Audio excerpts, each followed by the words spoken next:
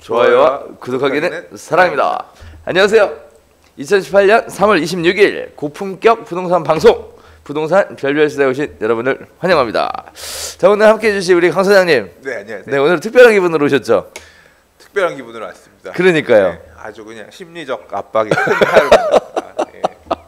많은 분들한테 오늘 좋은 얘기 많이 해주셨으면 좋겠습니다. 자, 오늘 첫 번째 순서 이야기 한번 해보도록 하겠습니다. 한 주간의 부동산 이슈를 다루는 부동산 이슈 포커스. 자, 일단 부동산 거래량이 큰 폭으로 증가했다는 소식이 지금 계속 나오고 있어요. 네. 네. 그게 지금 뭐 양도소득세 중과 문제 때문에 네. 그런 것 같은데, 양도소득세 중과가 심각한가 보죠? 그러니까 일단 양도소득세 중과 자체가 네. 4월 1일 거래분, 그러니까 4월 1일 잔금 이후에 잔금 하는 물량부터 한다라 그래서 이제 조정 대상 지역, 조정 대상 지역 내에서는 2주택자, 3주택자의 주택 양도할 때 10% 또는 이제 3주택 이상의 경우에는 20%의 세율을 추가해서 세금을 더 걷겠다. 그리고 장기 보유 공제 혜택도 주지 않겠다라고 하니까 아, 이참에 팔아야지라고 맘먹었던 분들은 조금 급매로라도 정리하자라고 해서 던지는 물량까지도 조금 있는 것 같아요. 그래서 기존에 그렇죠. 거래되는 것보다 약간 좀 조정돼서 나오는 급매물도 있는 것 같고 또 한편으로는 이참에 또 언론에서 그런 얘기를 자꾸 많이 하죠. 4월 1일 이후에는 물건들이 잠길 거라서 안 나오고 또는 나오더라도 양도소득세가 늘어나니까 조세 전가? 네, 늘어나는 양도소득세를 매매 가격에 전가해서 매도 호가를 높여서 팔려고 하고 그러면서 매물 가격이 올라갈 수 있을지 모르니 사전에 사자. 이제 그냥 이참에 뭐든 모르겠다 그냥 사고 좀 막 더 올라가는 이 미친 장세에서 좀 마음이라도 편하자 네. 하는 매수자들도 매수하고 그러면서 거래량이 뭐 역대 최고치를 갱신하면서 엄청난 거래량들이 이제 통계에 잡히고 있는 것 같아요. 그렇죠. 근데 이게 잘 살펴보면 주의할 게 하나 있는 것 같아요. 이게 계약 시점이 아니고 잔금 시점인 거죠? 일단 잔금, 항상 부동산의 취득은 물건을 산다고 계약금을 줬어도 네. 비싼 것 같아 계약금 포기할래 하고서 잔금을 안 치러도 되거든요. 그럼 계약만 했다가 취소한, 계약이라고 하는 거는 이행을 하겠다라고 약정한 건데 잔금을 안 치르면 취득한 게 아닌 거니까 그래서 항상 이런 내용은 잔금 기준으로 본다. 맞아요. 그래서 지금 문의가 많이 들어오세요. 네. 그래서 잔금을 실제로 4월 달에 하기로 했는데 네. 4월 달에 잔금을 치게 되면 양도소득세가 많이 나와서 3월 달에 잔금을 친 걸로 네. 이렇게 해서 좀 땡겨서 진행하자. 네. 다만 비용을 다 지급을 못하니 네. 별도의 채권을 만들어서 네. 그거를 안전장치를 만들어 놓고 잔금을 좀 일찍 진행하는 쪽으로. 아마 이런 사례들이 10년 전에도 있었고 그렇죠. 항상 그랬죠. 이런 식으로 뭔가 규제가 생기면 규제 전에 막 차 타는 수요들이 그렇죠. 일단 소유권 이전 먼저 해서 잔금 먼저 치러서 등기 먼저 주고받고 대금 정산은 좀 나중에 하자. 그렇죠. 일부의 차권 남겨서 아까도 저 사실 잠깐 사무실에서 말씀하시는 거 전화 통화하시는 거 들었는데 네. 알려주시는 거 네. 전세 네. 전세 나서 전세금 받는 걸로 해서 네. 나중에 네. 그러니까 미지급 잔금 부분에 대해서 임대차 그렇죠. 보증금으로 해놨다가 주택 반환하면서 임대차 그렇죠. 보증금으로 처리해라 반환하는 걸로 그러면 그렇죠. 소유권 이전은 먼저 되는 거 아니냐. 네. 이제 그런 식으로 많이 사용들 하시죠. 그래서 피해가는 방법들을 취하시더라고요. 맞습니다. 들으셨군요. 네. 네. 그런 부분. 자는 것 같아도 귀는 열려 있다는 거. 자, 그래서 잔금 시점이 중요한 시점이라는 거. 네. 네. 그래서 꼭 기억하셨다가 혹시 사고 없으셨으면 좋겠습니다. 자, 다음에 한 주간에 또 뜨거운 이슈입니다. 뭐 개헌과 관련된 이야기가 있었는데 사실 초과이익 환수제에 관련돼서 위헌 신청을 한다라는 얘기와 함께 동시에 개헌에 토지 공개념이 들어간 얘기가 지금 포함이 돼서 한참 시장에 논란이 되고 있습니다. 한편으로는 과도한 재산권의 침해를 불러일으키지 않느냐, 또 한편으로는 균형 있는 국토 개발을 위해서 반드시 필요한 개념 아니냐라고 이제 팽팽하게 논리가 맞서고 있는 상황인데요.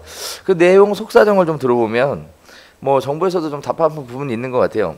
택지 소유 상한에 관한 법률은 위헌 판결을 받았고, 토지 초과 이득세법은 헌법 불합치 판정을 받았고, 개발이익 환수에 관련된 초과이익 환수에 관련된 이런 부분들은 지금 현재 위헌 소송으로 열심히 공격을 받고 있는 상황에 토지 공개념 개념이 도입이 되면 이게 전부 다 되는 거 아니에요, 이제? 예? 잘 모르겠어요. 그래요? 예, 사실 이 토지 공개념 관련해서 이게 뭐 지금 요번에 일단 개헌을 하겠다라고 하고 네. 그 안에 이 내용을 포함시키겠다고 하고 네. 그다음에 이제 민주당의 지금 당 대표가 추미애 대표인가요? 네네. 예. 이 사실 올 초 작년부터 계속 토지 공개념에 대한 내용 뭐 인민 어쩌고 저쩌고 하면서 조금 자극적인 발언들이 계속 언론을 통해서 보도되었거든요. 네. 그래서 이런 얘기가 나올 때마다 네. 이제 커뮤니티는 들끓었어요. 항상 자유민주주의 국가에서 토지 공개념이 웬 말이냐 이러면서 좀 되게 갈등이 계속 심화되고 있는 상황이에요. 이 내용이 어떤 내용인지는 사실 저도 잘 모르겠어요. 그리고 제가 뭐 헌법학자도 아니고 어느 부분을 어떻게 하겠 코에 걸면 코걸이, 귀에 걸면 귀걸이 같은 법의 내용도 해석하기에 따라 많은 부분이라서 사실 제가 코멘트할 부분은 아닌 것 같아요. 아닌 것 같은데 일단 이 부동산 커뮤니티나 일단 결국 뭐 재건축 사업도 그렇고요, 재개발 사업도 그렇고 민간 사업이란 말이에요. 그렇죠. 예, 민간이 뭔가를 해서 일종의 사업이잖아요. 해서 손해가 나면 누가 와서 메꿔줘요? 안 메꿔줘요. 그렇죠. 예, 자기네들이 다 네. 메꿔야 되는 거예요. 그렇죠. 이제 그런 사업인데 발생되는 이득 부분에 대해서 손해는 니들이 알아서 하는 건데 이득 나는 거는 뭐 적절하게 환수한다. 적절하다는 표현이 이제 기준에 따라서 다른 문제겠지만 이게 이제 뭐 토지는 공공의 어떤 소유물이다. 뭐 이제 이런 개념을 좀 감안해서 이제 그런 부분들의 제한을 가하기 시작하면 네. 이제 걱정하는 부분은 그거겠죠. 뭐요? 어디까지 내 재산을 털릴 것이냐. 털려요? 털어내는 것에 대해서 헌법에서 뭐 이걸 건드릴 것이냐 이런 부분에 대한 막연한 공포도 좀 있는 것 같습니다. 사실 여기서 문제가 되는 포커스는 일단은 부동산을 돈이 있다고 무조건 다 살 수 있는 개념이 아닌 것이 첫 번째 포커스고요. 그다음에 두 번째 부분은 이익이 실현이 안 된 부분에 대해서 과세하는 부분에 대한 것이 두 번째 포커스로 크게 다가오는 것 같은데 아무쪼록 이제 헌법이 어떻게 개정이 되느냐에 따라 이 부분들이 어떻게 실생활에 적용을 미치게 될지는 관심을 두고 좀 지켜봐야 될 부분인 것 같습니다. 자, 이번 세 번째 또 이야기 한번 해볼까요? 네. 부동산 통계가 오류가 심각하다. 뭐 이런 얘기들이 있는데 심각한가요? 제가 개인적으로 느끼기에는 네네. 통계가 좀 근거가 없긴 해. 안 맞아요. 줏대 없어? 예, 뭐 사실 이번에 기사에서도 네. 구체적으로 얘기 나왔다시피 한국감정원의 통계, 국민은행 통계, 그다음에 부동산 114의 통계가 제각각이다. 제각각이다. 다 다르다. 이런 부분들인데 사실 또 현장에 있다 보니까 뭐 실제 특정 지역은 굉장히 뜨겁게 이슈가 나옴에도 불구하고 그 지역 외의 지역들은 뭐 그렇게 어떤 뭐랄까요 활성화되지 않은 상황이라서 전체를 통으로 놓고 보면 마치 결과는 전체적으로 다 안 좋은 것처럼 이게 통계 오류 아니겠어요? 이제 그거는 이제 표본을 어떻게 그렇죠. 예를 들어서 강남은 뜨거운데 서울 전체로 놓고 보면 서울은 평균이 뭐 하락했습니다. 그래서 맞아. 강남 미친 듯이 올라가고 우리 네. 예전에 한번 그 얘기 하지 않았어요? 그거 뭐 외국은 뭐 가격 상승률이 어떤데 우리나라는 뭐 전체 표본을 막 이따만큼 잡아가지고 그렇죠. 예. 네. 전에 거리 가지고 뉴욕 얘기할 때 그랬죠. 아 맞다 뉴욕 얘기할 때 서울 그렇죠. 예. 네. 그런 얘기 있었는데 네. 그래서 이 지표를 볼 때 그러니까 언론 볼 때도 그런 부분은 좀 필요할 것 같아요.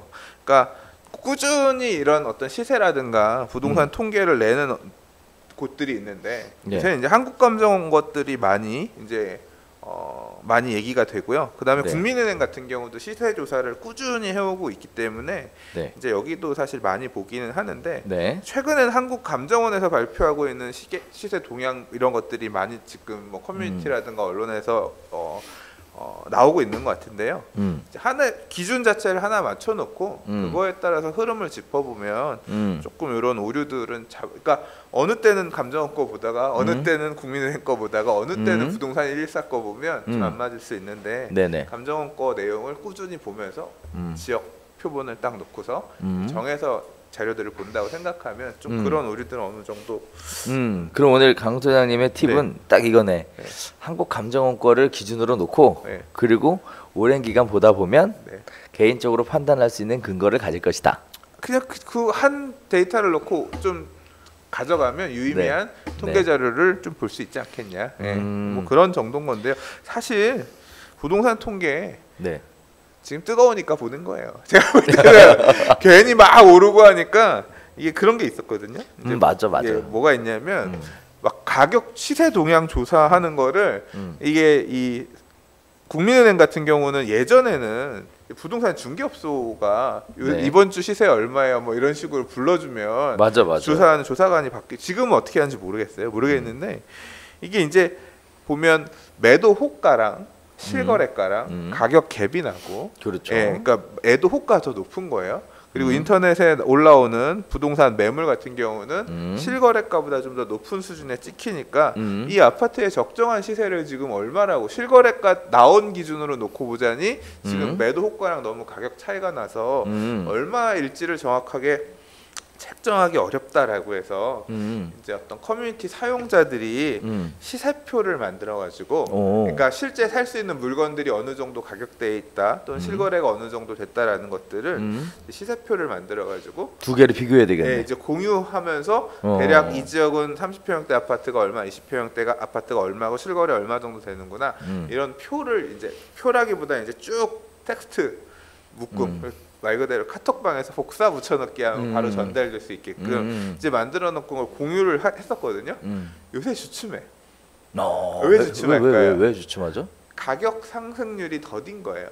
그러니까 막 거래량도 많지 않고 올라가고 어쩌고 하는 부분이 어떻게 보면 또 조정받아서 가격이 좀 떨어지고 있는 지역도 있을 수 있고, 이러다 보니까 사실 막 올라가는 시절에는 만드는 사람이 재미없다기보다는 보는 사람들도 우리 아파트 올랐나 보다 하면서 막 우리 전파하고 싶은 그런 마음이 있다가 네. 이제 좀 약간 주춤하는 모양새가 보이니까 약간 소홀해지는 감이 없잖아 있거든요. 그래서 뭐 이런 부동산 시세에 관심 갖고 하는 것도 다 이 가파른 상승장에서의 어떤 시장 참여자들의 열기가 있으니까 자꾸 언론에도 보도가 되고, 이거 많이 봐야지 또 신문도 팔리고 신문도 한번 보고 아니에요. 그런 게 아니겠느냐 싶어요. 네. 근데 사실 통계라는 것 자체가 사실 뭐 샘플이나 조사 방식 같은 여러 가지 기준점에 의해서 결과물이 다르게 나올 수밖에 없다 보니까 또 통계 자체도 사실 맹신하기는 어려운 부분인 것 같고, 그런 분들도 많이 있죠. 그렇죠? 연구원들 중에서도 내가 원하는 결과에 맞춰서 많은 통계를 찾아다가 쓰기도 하죠. 국토부죠 그거는. 아니 뭐 국토부라고 하긴 그렇고. 국토부지 뭐. 네. 뭐 초과이익 선수 8억 내려매요. 네. 자, 다음에 또 진짜 궁금해. 어떻게 해서 초과이익 판수 8억이 나왔는지는. 그거는 그 김현미 장관 사퇴하시면 나올 거라고. 어느 단지일지 궁금해 이거는. 네. 자, 다음에 실거래가 신고 방식도 참 불안정하긴 해요. 네. 거래한 날로부터 60일 내니까 사실 통계로 잡히려면 2달 지나야 되는 거 아니에요? 그러니까 그게 2달 안에 60일 안에 신고하라 그랬기 때문에 이제 이건 신고 의무가 주어진 사람. 공인중개사가 거래를 했으면 공인중개사가 해야 되는 거고, 그다음에 이제 당사자 간에 거래했으면 매도인 매수인 쌍방이 의무가 있는 건데, 이 사람들이 언제 신고할 거냐에 따라서 그렇죠. 달린 문제니까 예. 보면 항상 늦게 하죠. 거래 자체 그게 늦게 나오는 경우들이 많아서 이제 시장 참여자들이 좀 혼란을. 사실 좀 전 개인적으로 현장에 좀 있다 보니까 뭐 이런 차이도 좀 더 느껴져요. 이게 실거래가 신고를 한번 하게 되면 뭐 가격이나 조건의 변동, 뭐 일자의 변동, 뭐 이런 것들이 하면 정정 신고라는 걸 해야 되는데 이 정정 신고가 되게 까다로워요. 힘들죠. 그러다 보니까 아싸리 늦게 하고 한 방에 그냥 하고 말지. 그러다 보면 실거래가 신고를 빨리 해서 통계에 반영이 되게끔 적용되는 게 아니라 점점 더 최대한 늦췄다가 하게 되는 케이스들이 발견하게 되니까 이건 정책 당국에서 정정 신고 같은 건 좀 쉽게 할 수 있게끔 이렇게 만들어주면 좋을 것 같다는. 네, 쉽게 할 수가 없죠. 왜요? 이해관계인이 많잖아요. 중개업자가 했으니까 중개업자 공동중개면 중개업자의 서명 양쪽 들어가야 되고 구청 담당 직원이 서명 들어온 거 확인해서 인증해야 되고 그러니까 그 이해관계인들이 다 눌러줘야 되니까 네. 시간은 걸릴 수밖에 없는 것 같고요. 그리고 이제 사실 이게 더 큰 문제는 저거야. 네. 뭐야? 전자계약. 전자계약 자꾸 이제 국토부에서도 전자계약 활성화하려고 하고 노력들은 하고 보니까 이제 공인중개사협회에서도 이 전자계약 할 수 있는 태블릿 뭐 팔기도 하고 하기는 하는데 전자계약 하게 되면 전자계약 하는 시점에 바로 신고가 되잖아요. 이제 그게 도입이 돼서 계약이라고 하는 부분들이 점차 더 투명해지면 어떤 통계로 잡히고 이런 부분들이 투명해지기 시작하면 이제 이 문제는 많이 해소가 될 수 있을 것 같아요. 그래서 이제 또 불안한 거죠. 전자계약서를 쓰면 이제 나중에 정정신고하면 또 머리 아프고 복잡한데 이게 그때부터는 그게 문제야. 중개를 하면서 힘든 게 아니고 이게 뭐 뒤치다거리 하느라고 힘들어지는. 그럴 수밖에. 시장에 볼멘 소리들이 계속 쏟아져 나올 거라고. 보통 그런 거 많잖아요. 잔금 날짜 조정해 주세요. 중도금 날짜 조정해 주세요. 계약 내용 바꿔야 되는데. 그렇죠. 이제 이게 이해관계인이 중개업자는 일종의 그런 거거든요. 지금은 중개업자 이 계약을 중개한 중개업자가 신고 내용에 책임을 진다. 일종의 그런 건데 전자계약을 하게 되면 본인 인증을 매도인 매수인 또는 임대인 임차인의 중개업자 해야 되니까 본인 오라 그래서 본인 확인을 몇 번 해서 해야 될 거 아니에요. 그러니까 그런 실무적인 어려움도 좀 있을 것 같아요. 근데 점차적으로 기술이 개선이 되면서 이런 부분들은 조금 완화되지 않을까요? 글쎄요. 뭐 지켜봅시다. 자, 그다음에 이제 네 번째 개념입니다. 청약 열풍 식지 않고 뜨겁게 진행이 되는 것 같아요. 올해는 아마 부동산에 있어서 아파트 청약이 최대 복병이자 변수입니다. 그래요? 일단은 DH 자이개포? 네, 여기는 뭐 엄청나게 쏠렸대요. 3만 1,000명이 몰려 들어가는. 그다음에 과천 위버필드. 얘는 1순위 경쟁률이 17대1 경쟁률. 그다음에 뭐 당산 센트럴 아이파크. 이런 아파트 단지들이 이제 핫 이슈라서 막 몰리고 있는데 이렇게 왜 이렇게 몰리는 거예요? 일단 지난번에 얘기했듯이 로또 당첨되면 시세보다 싸니까 겨우내 참았던 일반 분양 물량들이 이제 겨우내 안 했어요. 안 하던 물량들이 이제 쏟아지기 시작했어요. 엄청나게 이제 올해 나오기 시작하는데 일반 분양들 이제 시즌을 맞은 거죠. 그 중에서 이제 작년부터 나오다 하던 이제 개포 최대 분양 단지. 왜 최대냐면 이게 재건축 같은 경우 보통 조합원들이 받고 가잖아요. 근데 여기가 이제 이 조합원이 갖고 있었던 것을 분양하는 물량이 아니라 이제 그 공무원 아파트든가 아마 그럴 거예요. 그래서 그 땅을 건설회사가 샀어. 그래서 분양하다 보니까 일반 분양 물량이 많아요. 뭐 앞서 분양했던 레미안 강남 포레스트 같은 경우도 일반 분양 한 200몇십 개 정도거든요. 개포가 다 10평대 소형 아파트 중심으로 주로 있었던 데들이라서 일반 조합원들이 갖고 나면 일반 분양 물량이 많지 않았어요. 근데 여기는 일반 분양이 1,700개든가 아무튼 굉장히 많이 나오다 보니까 당첨 확률이 그만큼 높을 것이다.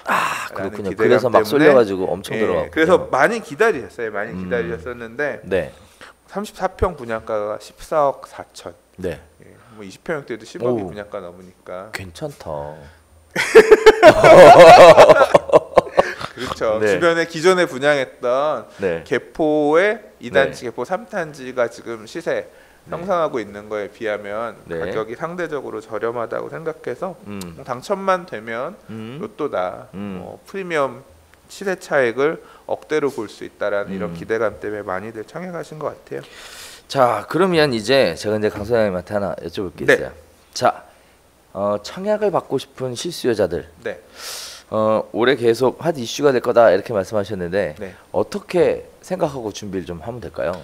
조급하게 마음 안 먹으면 될 것 같아요. 그래요? 왜냐하면 계속 나올 거고. 계속 나오나요? 계속 나올 거예요. 올해 내내. 올해 내내가 아니라 내년까지 계속 나올 거예요. 내년까지 계속 나온다. 만약에 이러다가 부동산 시장이 지금 사실 최근에 언론에 보면 그런 기운들 나와요. 어떤 기운이냐면 꺾이는 거 아니냐 부동산 시장. 지금 꺾이는 형태로 가고 있는 거 아니냐, 조정장 또는 하락 반전하는 거 아니냐, 이런 기사들이 언론 나오거든요. 그런 거 나오면 바로 무슨 생각 드는지 아세요? 뭐요? 부동산 괜히 청약하면 안 되겠다. 예, 위축되고 움츠리기 마련이에요. 옆에 자꾸 누가 주변의 사람들이 청약하고 사고 막 이러면 나도 이 어떤 붐업에 휩쓸려서 타면 실패하지 않을 거라고 생각하는데요. 하락 반전에서 시장이 죽기 시작하잖아요. 네. 그럼 내가 이거 떨어지는 칼날 받는 것 같아 하면서 좀 주춤해지고 저는 청약이 계속 뜨거울 것 같긴 하지만 그런 시장 분위기 속에서 청약도 영향을 받으면서 경쟁률이 축소된다든가 분위기에 휩쓸린다. 그런 수 있는 가능성도 있어요. 자, 그럼 그래서, 어떻게 해야 되느냐? 저는 위축되지 말고 청약해야 된다. 네. 좋은 물량들이 많다. 네. 우리가 지난 10여 년간 볼 수 없었던 네. 정말 참아왔던 좋은 일반 분양 물량들이 많기 때문에 네. 그런 분위기가 설령 온다고 하더라도 적극적으로 청약할 필요가 있다라고 개인적으로 생각해요. 청약 통장이 없어서 아닙니다. 저는 청약은 지속적으로 관심을 가지고 할 필요가 있다. 좋은 분양 물량들이 계속 연이어 있습니다. 다만 서두를 필요는 없다. 그러니까 요번에 청약 안 된다고 해서 실패하지 마시고요. 꾸준히 도전을 해보시는. 왜냐하면 지금 사고 통장 싶어도 못 사잖아. 지금 통장 가입하면 되나요? 왜? 왜 이래 선수가? 아니 나는 알아. 근데 우리 시청자들이 궁금하실 거 아니에요. 적어도 부동산 별별 수다 들으시는 분들은 그 정도는 다 그 정도는 아닐까요? 지금 가입해서 당연히 1순위 청약 통역 못 쓰죠. 뭐 추첨으로 당첨되는 것도 아니고 가점이 높아야 당첨되고 가점 커트라인 얼마 정도 예상되냐 이 정도들을 물어보실 분들인데 그렇군요. 시청자를 너무 무시하신다. 그렇게 생각하지 마시고 일단은 청약 통장을 지금 가입하는 건 큰 의미가 없다는 이런 말씀 전해드리면서 준비된 선수들에 대한 얘기입니다. 그래. 어느 정도 가점이 주어진 분들 중에서 만약에 시장이 그런 식으로 약간 흐르는 모양새가 된다라고 하면 굉장히 우량한 분양 물량임에도 불구하고 가점 커트라인이 좀 낮아질 수도 있거든요. 그러니까 그렇죠. 지금 오늘 얘기한 데 중에서 지금 당산 센트럴 아이파크 같은 경우는 당산동 상하현대 아파트 재건축을 통해서 공급되는데요. 일반 분양이 115개인가 그래요. 802세대인가 그렇거든요. 분양 물량이 안 많아요.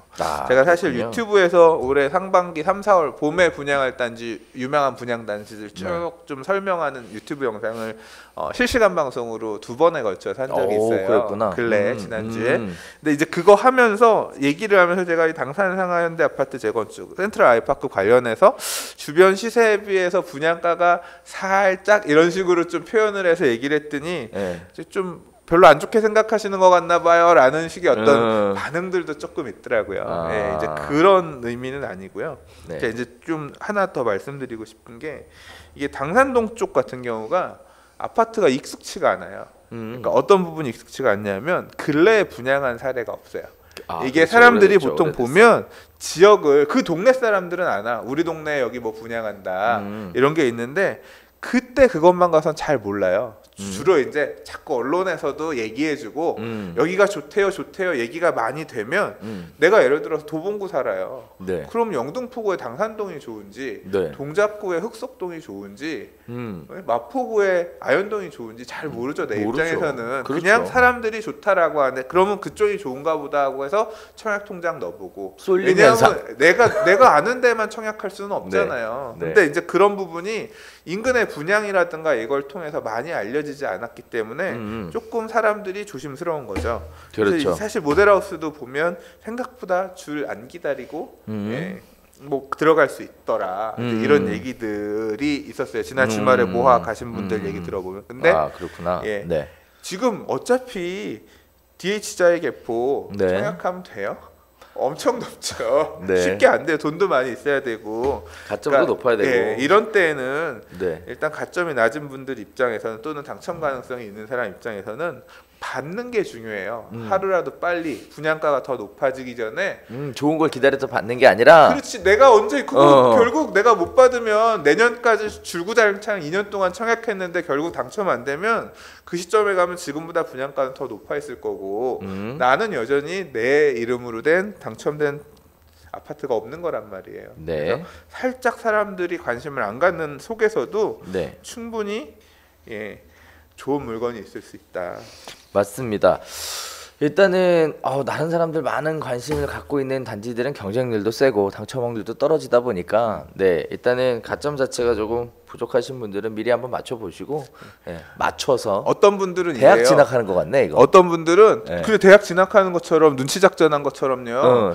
얘가 인기 있을 A 타입이 너무 이쁘고 좋아. 네. B 타입은 별로야 하면 일부러 B 타입 청약하는 거예요. 그렇지. 그래야 당첨될 가능성이 높으니까 그렇게까지도 하는데 예. 잘 참고하시면 네 좋을 것 같습니다. 일단 청약에 대한 열풍은 네 지금도 뜨겁고 앞으로도 당분간 뜨거울 것이다라는 얘기가 있었습니다. 제 주변에 있는 분들도 사실 그래서 열심히 하라고 해요. 네. 자 그다음에 불법 부동산 계약서 작성한 거 때문에 네 좀 이슈가 되는 것 같아요. 지난주 나온 뉴스 중에서 네. 제일 웃겼어. 아니 제일 웃겼다기보단 네. 제일 당황스러운 기사였어요. 아 그래요? 예, 뭐 구체적으로 어떤 내용인지 설명 좀. 지금 이제 네. 우리가 매매 계약을 할 때 네. 사실 이제 언론에서 자꾸 얘기 나오는 다운 계약서를 조사해서 네. 뭐 다운 계약서 쓴 당사자 누구를 어떻게 뭐 적발했습니다. 네. 그래서 세금을 얼마 이제 뭐 환수했습니다. 이런 기사가 이제 항상 나오잖아요. 그렇죠. 근데 이제 업계약서에 관한 기사가 나왔어요. 아 업계약서. 업계약서. 반대네요. 다운은 실제 거래하는 가격보다 낮게 써서 매도자가 양도소득세를 네. 어떤 낮게 내려고 네. 하는 목적으로 하는 게 이제 불법 아닌가요? 그렇죠. 불법 하지 말라. 불법이죠. 실거래가대로 신고하지 않으면 그 네. 자체로서 세금 네. 탈루니까 탈세고 예, 네. 불법이죠. 네. 그 다운 계약서들을 이제 하는 부분에 대해서 이제 문제를 삼아 왔는데 이건 반대로 업계약서인 거예요. 업계약서는 누가 쓰고 싶어 할까요? 매수자? 업계약서는 매수자가 쓰고 싶어요? 네. 다운 계약서는 매도자가 쓰고 싶어 하고 업계약서는 매수자가 쓰고 싶어 한다. 네. 그럼 매도자는 왜 업계약서를 써줘요? 매도자는 어차피 양도소득세 안 내니까? 아, 똑똑하다.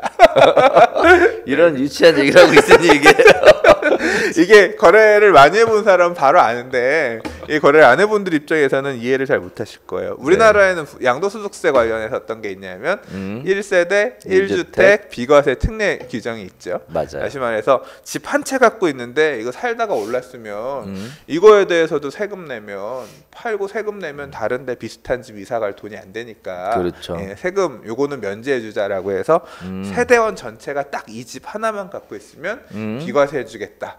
거주도 해야 되잖아요. 거주도. 지금은 이제 거주 그렇죠. 요건이 생겼죠. 이거는 양도소득세 비과세 조건은 시대에 따라서 계속 바뀌었어요. 맞아요. 3년 보유, 3년 보유, 1년 거주, 3년 보유, 2년 거주. 그러다 경기 안 좋아지니까 그냥 보유만 2년 해도 거주, 돼. 2년 거주만, 2년 보유만 하면 돼. 그랬다가 이제 작년 파리 대책에서 2년 거주 요건이 이제 생겼죠. 그래서 지금은 이제 지금 취득하는 거는 2년 보유, 2년 거주 요건 채워야 비과세가 되는 건데 네. 이제 이렇게 해서 비과세 요건 채워진 사람 같은 경우는 9억 이하로만 매매하면 양도소득세가 없잖아요. 네. 그러니까 6억에 거래하고 네. 매수자가 그러는 거야. 매도자한테. 선생님은 지금 내가 6억에 매매하는 거지만 6억에 팔아도 6억에 파는 걸로 신고해도 세금이 없으시고 8억에 파는 걸로 신고하셔도 세금이 없으시잖아요. 제가 2억 원에 대한 취득세는 더 낼 테니까요. 네. 8억 원에 우리 거래한 걸로 업계약서 좀 하나 써주세요. 매수자가 부탁을 하는 거죠. 매수자는 왜 이걸 부탁을 할까요? 네. 이렇게 6억에 사놓고 중간에 가격이 나중에 이제 시세가 8억으로 또는 7억으로 올라가면 이제 이 사람은 사실은 원래는 6억에 사서 7억이 된 거니까 1억 원에 대해서 양도소득세를 내야 되는 게 맞는데 네. 8억으로 이미 신고가 매수한 걸로 들어가 있으니까 손해본 밖에서 볼 때는 8억 주고 사서 7억에 손해보고 판 걸로 돼서 세금을 안 내도 되는 거죠. 그렇죠. 실제는 1억 원의 차액이 생긴 거에도 불구하고 그러니까 자기가 추후에 세금을 이제 이렇게 안 내기 위해서 이런 식으로 업계약서를 유도하는 경우가 있는 것 같아요. 근데 이제 이런 것들이 왜 갑자기 또 이슈가 돼서 문제라고 또 막 얘가 나오는 거예요? 근데 이게 이제 이렇게 해서 자기가 취득을 해서 매수자가 매도인을 꼬셔서 네. 이렇게 이제 업계약서를 써서 취득을 했어요. 네. 근데 보니까 요새 막 세무조사도 하고 무섭거든. 그러니까 자꾸 뭐 어떻게 해가지고 세금을 얼마 뭐 했습니다. 취득 자금이 어디서 튀어나왔냐? 뭐 이제 그런 8억에 대해서 증빙해라 뭐 하니까 조사해서 털어냈습니다라고 했더니 이제 딱 그거지. 쫄리 사실은요. 저 8억이 아니고요. 그렇죠. 사실은 제가 8억이 아니라 6억 원에 산 거요라고 자기가 리니언시 제도를 활용해서 스스로 세무서에다가 실토를 한 거야. 네. 그랬더니 어떻게 됐냐면 매수자는 자진 신고한 실토했으니까 봐줄게. 매도자는 네. 너씨 왜 업계약서 썼어? 그래가지고 매수자 편의를 봐주기 위해서 했다가 네. 그 꼬셔서 했다가 과태료를 두들겨 맞게 되는 예, 그런 상황이 있었다. 맞아요. 네. 그래서 오늘의 교훈이죠. 불법은 하면 안 되겠습니다. 네. 맞아. 예. 네. 그렇게 됐대요. 여러 가지 시장에 보면 이런 내용들의 유혹들이 있죠. 유혹들이 있는데 과거에 2006년 부동산 실거래과에 관한 법률이 시행되기 전에 사용했던 방식이고요. 2006년 이후부터는 실거래가 신고하도록 되어 있으니까 실거래가를 통해서 정상적으로 합법적으로 신고하셔서 이렇게 되면 절세가 아니고 탈세가 되는 겁니다. 네, 그래서 그 부분도 정확하게 인지하시고 가급적이면 합법적인 테두리 안에서 진행되셨으면 좋겠다라는 말씀 전해드리고요. 자, 이제 이 정도 말씀드리면 대충 이번 주 이슈는 다 전달드린 것 같은데 뭐 이번 주 주요한 내용들 사실 요새 그렇게 뉴스가 별로 없습니다. 아 그래요? 사실 분양의 시대야. 분양의 시대. 분양의 시대. 분양 네. 그럼 우리 뭐 분양 특집 방송 해야 되는 거 아니야? 이거 분양 어느 지역 괜찮습니다. 이번 주 청약 방송 막 이렇게. 그러니까 네. 분양 물량이 겨우내 없어가지고 사실 조금 분양 시장 쪽 자체가 관심이 줄다가 이제 올해 이제 4월, 5월 계속 줄줄이 나올 거라서 아마 뭐 많이 매주 아마 짚어볼 만한 단지들이 있을 것 같긴 해요. 아 그래요? 일단은 분양 물량이 어디가 나오게 될지를 미리 알 수 있는 걸 팁을 좀 준다면? 어떻게 알 수 있냐면요. 네. 서울 뭐 제가 아는 지역은 서울하고 수도권 주변밖에 없으니까 네. 서울은 일단 정비 사업 물량들 네. 재개발 또는 재건축 또는 도시환경 정비 사업이 거의 막바지에 와 있는. 그러니까 지금 재개발 재건축으로 따지면 이주를 시작해서 네. 이주하고 있는 곳들은 곧 분양에 나올 거다라고 보면 되거든요. 네. 이주하고 나면 이제 토지들 다 정리하고 그러면 이제 그 다음에 정리해서 분양하는 거니까 이제 그치. 그런 물량들이 이제 어디가 있는지를 지역마다 조금 검토해 보시면 어디가 분양 나오겠구나 아시면 되고요. 그렇죠. 그리고 서울 주변에 있는 공공주택 지구들, 그러니까 네. 공공주택 지구 같은 경우들도 이제 거기는 아예 뭐 어디는 누가 그냥 받았고 이렇게 해서 그 주변에 있는 부동산 중개업소나 이런 데들이 자료들 정리해서 내는 경우가 많아요. 뭐 재개발 재건축 물량들 같은 경우도 사실은 요새 뭐 유망 분양 물량 이래가지고 사전에 리포트들을 내놓는 투자자들. 예, 뭐 이런 소위 말하는 부동산 전문가들 이런 네. 분들의 자료들이 많이 있기 때문에 네. 예, 이런 자료들을 좀 참고하셔도 되고요. 네. 한편으로 이것도 보셔도 돼요. 뭐가 있냐면 뭐? 각 건설회사, 우리나라의 건설회사들 많나요? 많죠. 근데 엄청 많죠. 서울 안에서 재개발 재건축 사업들을 공급하는 일군? 건설회사는 거의 1군 회사들밖에 없어요. 네. 뭐 삼성, GS, 대우, 현대. 롯데, 뭐 현대산업개발 뭐 이런 식으로 있단 말이에요. 이 건설 회사들 홈페이지에 가시면 분양 예정 물량이라 그래서 그 해에 분양하려고 하는 예정 캘린더가 있거든요. 네. 이거 가셔서 보시면 몇 월쯤에 어디 분양할 거다라는 리스트가 쭉 나옵니다. 네. 자기네들이 어느 정도 이제 물론 이게 이 재개발이든 재건축이든 이주하고 철거하고 하는 뭐 그다음에 분양계획 수립하는 과정에서 늦어질 수가 있기 때문에 만약에 변경이 되면 날짜가 변경되긴 하지만 그렇죠. 예, 얼추 나오기도 하거든요. 그렇죠. 그래서 이제 이런 거 서울 안에 정비사업 물량들은 이런 각 건설사의 캘린더를 참고해서 보시면 되고요. 그리고 뭐 언론 통해서 올해 또 뭐 과천지식 정부타운이라든가 이제 뭐 하남 감일지구라든가 메이저한 공공주택지구 분양 물량들도 대기하고 있어서 아마 올해는 진짜 분양의 해다. 2018년은 분양의 해다. 저도 그래서 많은 분들이 이제 주변에서 여쭤보세요. 네. 그래서 청약하고 싶은데 어떻게 어디다 청약해야 돼? 뭐 이런 얘기들 하거든요. 근데 저 같은 경우에는 그래서 크게 두 가지를 얘기를 해요. 하나는 국민은행 사이트에 들어가면 청약이 있어요. 이제 거기 가서 청약 나오는 것들, 분양 물량들 확인해 봐라.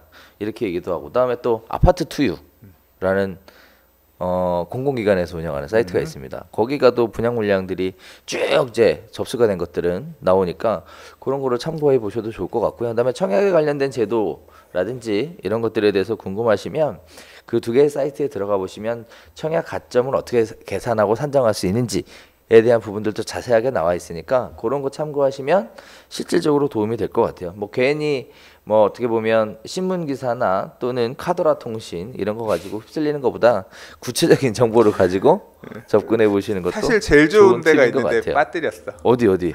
부동산의 부동산 스터디라고요. 아, 네이버에 부동산 네. 검색하시면 카페가 하나 나오거든요. 거기 가면 네. 일단 분양하는 아파트, 서울 안에서 분양 아파트 관련해서는 제일 얘기가 많은 것입니다. 그렇군요. 네. 네. 자, 부동산 스터디 카페. 그것도 참고해 보시면 아주 큰 도움이 될 것 같습니다. 자, 이제 저희가 준비한 소식은 여기까지. 네. 인사드리면 될 것 같고요. 이제 한 주간의 이슈를 통해서 여러분들도 부동산에 대한 관심을 가지시고 또 실수요자들은 어떻게 대책을 만들어야 될지 또 투자자분들은 어떻게 해야 될지 뭐 이런 부분들 그다음에 시장 동향이 어떤 형태로 움직이고 있는지에 대한 것들 감 잡으시면 큰 도움이 되시리라고 생각을 합니다. 저희가 준비한 내용은 여기까지 하도록 하고요. 저희는 다음 주에 다시 인사드리겠습니다. 감사합니다.